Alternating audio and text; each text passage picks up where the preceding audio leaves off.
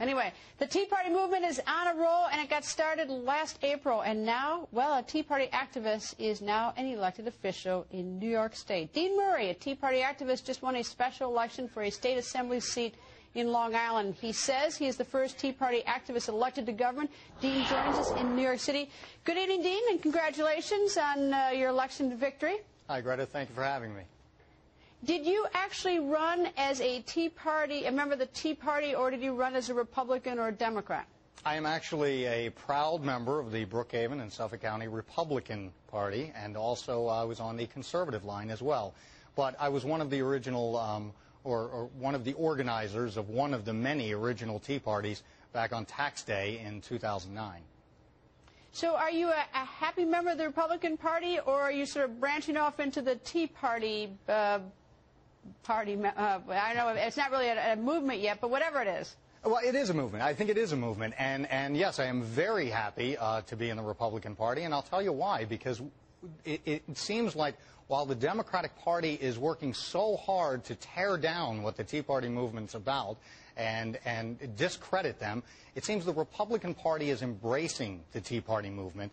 And the important thing with that is the Tea Party movement is based on what the core Republican values are based on. I mean, the Tea Party movement is based on having smaller government, about fiscal responsibility, and most importantly, and I think this is probably the key word for this entire year, accountability.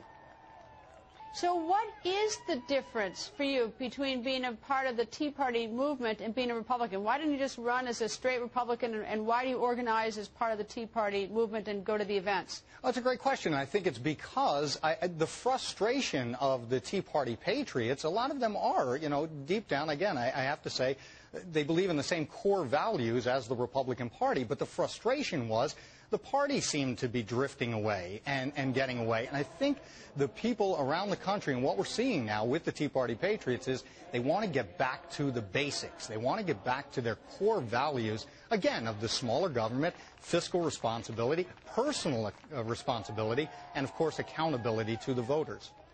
All right, rewind to last April 15. Were you part of the Tea Parties? Well, I guess that's when it pretty much got started. Did you attend one? No, I actually organized one on Long Island. Okay. There were a handful in Long Island, and I was the one that organized the Medford Tea Party in Medford, New York, in Suffolk County, and was thrilled to see. We had several hundred people out there, and I'll tell you, the mood was they were angry. They wanted to be heard. They don't feel like the elected officials. They feel as though there's a disconnect between the elected officials and the taxpayers. And they want to be heard, and they want accountability, and they're demanding accountability.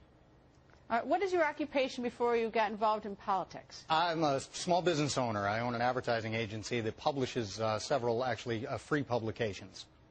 Had you ever gone to a protest or a demonstration of any sort prior to the one you organized last April 15th in New York? No, I can't say that I have. I mean, I've been involved with the Republican Party and been involved in several races and helped out and volunteered, but I think it was the Tea Party movement that really spurred me on, because it just, again, got back to the basics and the frustration, and it was a way to let the elected officials know that, hey, you're going to be held accountable, and the best part is Election Day is when the accountability is, comes to roost.